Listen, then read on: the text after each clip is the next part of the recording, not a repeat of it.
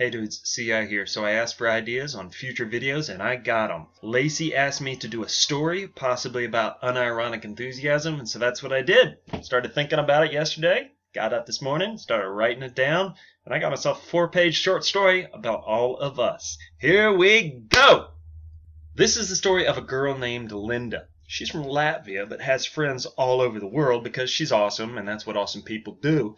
So one day Linda thinks, I wish I could talk to all my international friends at once. Is that even something that can happen? Well, no surprise. Her American friend Lacey's like, dude, I can set up a Skype thing in my sleep.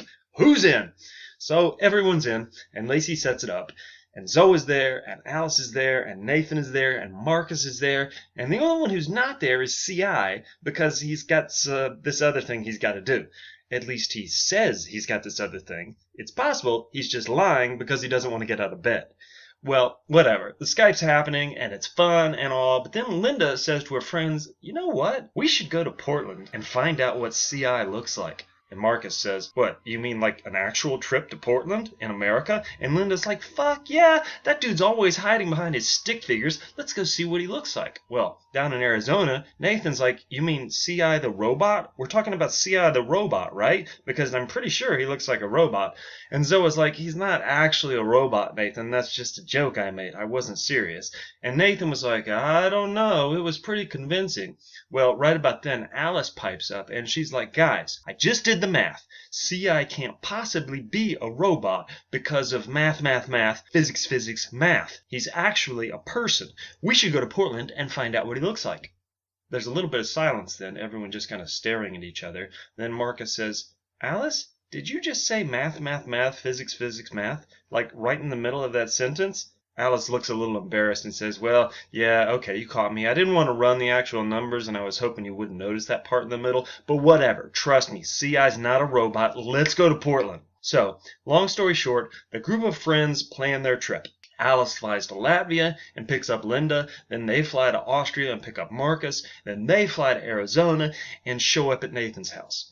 Nathan answers the door in his pajamas, rubbing his eyes, holding a cup of coffee, and he's like, wait, you guys were serious? Marcus is like, yeah, we're serious. Get dressed. We're going to Portland. Just then, Lacey pulls up in front of the house, honking her horn. Hey, dudes, let's roll! Still standing there in his pajamas, Nathan says, what are you driving, Lacey? Is that a Winnebago? Lacey's standing in front of this big-ass RV, and she's like, hell yeah, it is. We're road tripping it up to Portland. Get your shit. So, long story short, Nathan gets his shit. They all climb into the RV and start heading north. It's a pretty boring trip, to be honest. Marcus tries to entertain them with some magic, and that's kind of cool, I guess.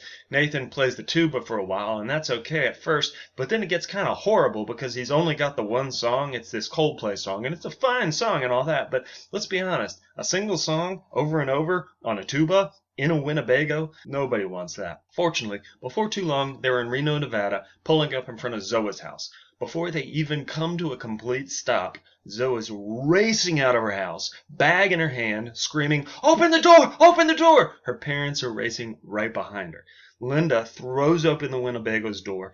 Zoe dives in and yells, floor it! Lacey's driving, pedal to the floor, racing out of Zoe's neighborhood, and she's freaking out. What the hell was that, Zoe? Why am I racing away from your house? Why are your parents chasing us? Zoe's lying there on the floor, totally out of breath, bags all around her, and she's like, I told them we were going to a Donald Trump rally. Nathan's like, but we're not. Why would you tell them something like that? Zoe's on the floor, a little smile on her face, and she's like, because it's so much more fun when you've got to escape like that. I knew the Donald Trump thing would piss them off. Man, that was awesome. What a rush. The others are all looking at her now, and finally Linda says, no offense, Zoe, but that's kind of weird. And Zoe's like, whatever, dude. I got to dive into a moving Winnebago while my parents were grabbing at my feet. If that's wrong, I don't want to be right. All that scene needed was some heavy metal music and a few explosions. I've got some rockets, Alice says. We could set those off. And I've got my tuba. I don't know any heavy metal, but I've got this Coldplay song. No! The others say, all at the same time. If I hear that song one more goddamn time, Lacey says. She says it under her breath, but everyone can hear it. I mean, it's a fine song and all, but on the tuba in a Winnebago? Fucking shit.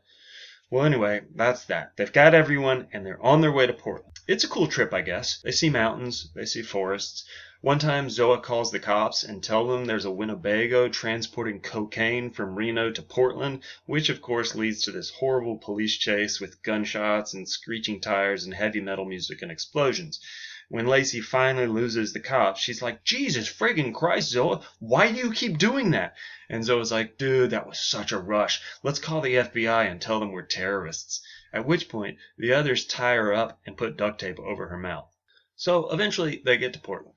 Hey, check it out, Marcus says. That's where the Timbers play. And look, Linda says, that's where C.I. does CrossFit.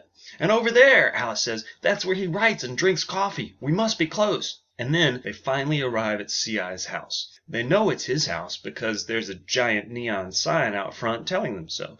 There's also a guy out front selling tickets and a long line of people waiting to get in. Wow, Linda says. I had no idea C.I. was such a big deal. Seriously, Marcus says. Selling tickets? People lining up outside? This is a little over the top. At this point, Zoa says something, but no one can hear her because she's tied up and has duct tape over her mouth. Should we untie her? Nathan says. I mean, we're here. C.I. would probably like to meet her. So Linda goes over and gently pulls the tape off of Zoa's mouth, but she immediately starts screaming, Anarchy! Revolution! Anarchy! So they put the tape back on. All right, Lacey says, let's get in line for the tickets. Nathan, could you throw Zoa over your shoulder? Well, the line's long, but it moves pretty fast, and after a couple hours, they're up at the front. $15, the ticket guy says. Linda hands him the money, and he says, no, $15 each, and that includes your friend who's all tied up. Zoa makes some random angry noises, but no one pays much attention. As he's reaching for his wallet, Marcus is like, God almighty, $15 just to see the dude? Who does C.I. think he is? Justin Bieber?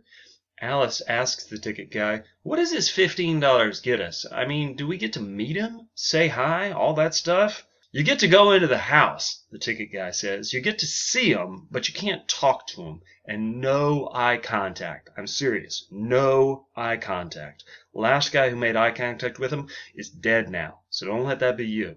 Well, the 5 friends finally have their tickets and they're walking towards the door. Seriously? Nathan says. No eye contact? I'm sure it'll be different when he sees it's us, Linda says. Guys, I'm scared, Marcus says. Don't be scared, Alice says. Zoa mumbles something, but no one can hear her because of the duct tape. They stop outside the front door. Everybody ready? Lacey says. There are nods all around. Lacey reaches forward and rings the doorbell.